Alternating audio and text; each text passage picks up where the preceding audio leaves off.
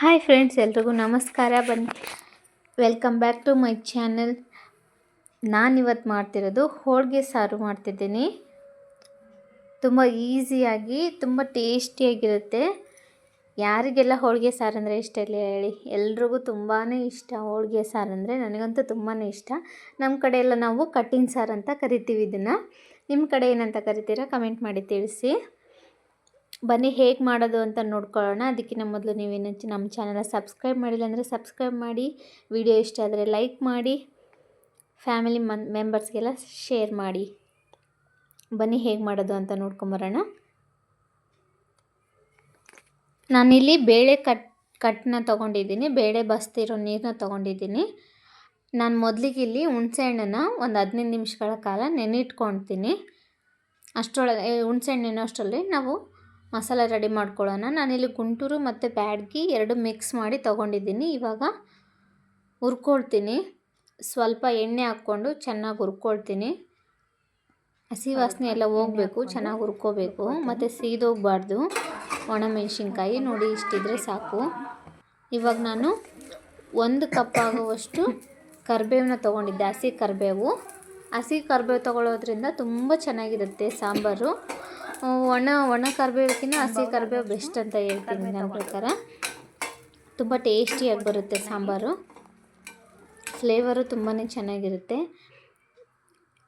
ಕರಿಬೇವನ್ನು ಎಣ್ಣೆ ಹಾಕ್ಕೊಂಡು ಹುರ್ಕೊಂಡು, ಇವಾಗ ನಾನು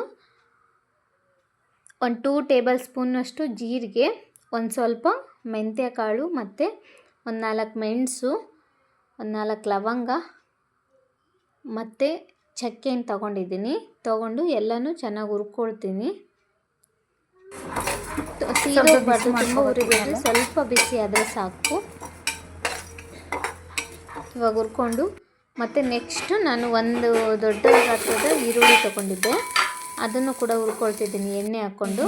ಅದ್ರ ಜೊತೆ ನಾನು ಒಂದು 3 ಬೆಳ್ಳುಳ್ಳಿ ತೊಗೊಂಡಿದ್ದೆ. ಬೆಳ್ಳುಳ್ಳಿ ಎಷ್ಟು ಹಾಕ್ತೀವಿ ಅಷ್ಟು ತುಂಬಾ ಚೆನ್ನಾಗಿ ಬರುತ್ತೆ ಸಾರು. 3 ಗೆಡ್ಡೆ ಬೆಳ್ಳುಳ್ಳಿನ ನಾನು ಸಿಪ್ಪೆ ಸುಲಿದ್ಬಿಟ್ಟು ಇವಾಗ ಈರುಳ್ಳಿ ಜೊತೆಗೆ ಹಾಕ್ಕೊಂಡು ಸ್ವಲ್ಪ ಎಣ್ಣೆ ಹಾಕ್ಕೊಂಡು ಹುರ್ಕೊಳ್ತಿದ್ದೀನಿ. ಚೆನ್ನಾಗಿ ಹುರ್ಕೋಬೇಕು.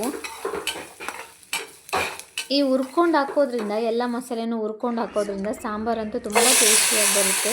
ಹಸಿದು ಹಾಕೋಕ್ಕಿಂತ ಹುರ್ಕೊಂಡು ಹಾಕೋದು ತುಂಬ ಬೆಸ್ಟು. ನಾನಿಲ್ಲಿ ಸ್ವಲ್ಪ ಹಸಿ ಕೊಬ್ಬರಿನ ತೊಗೊಂಡಿದ್ದೀನಿ. ಸ್ವಲ್ಪ ತೊಗೊಂಡ್ರೆ ಸಾಕು, ತುಂಬ ಬೇಡ, ಗಟ್ಟಿ ಇರಬಾರ್ದು ಸಾಂಬಾರು, ಕಟ್ಟಿನ ಸಾಂಬಾರು. ಹಾಗಾಗಿ ನೋಡಿ, ಇಲ್ಲಿ ನಾನು ಒಂದು 2 ಟೇಬಲ್ ಸ್ಪೂನಷ್ಟು ತೊಗೊಂಡಿದ್ದೀನಿ.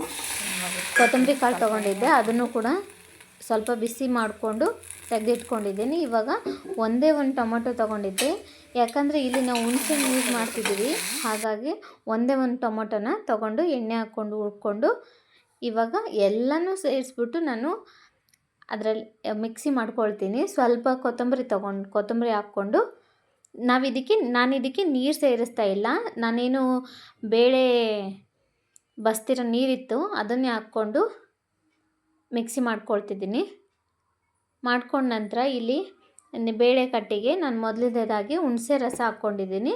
ಹುಣಸೆ ರಸ ಹಾಕ್ಕೊಂಡು ನೋಡಿ ಈ ರೀತಿಯಾಗಿ ಸಣ್ಣದಾಗಿ ನಾನು ಮಿಕ್ಸಿ ಮಾಡ್ಕೊಂಬಂದಿದ್ದೀನಿ. ಈಗ ಇದನ್ನು ಕೂಡ ಹಾಕ್ಕೊಳ್ತೀನಿ.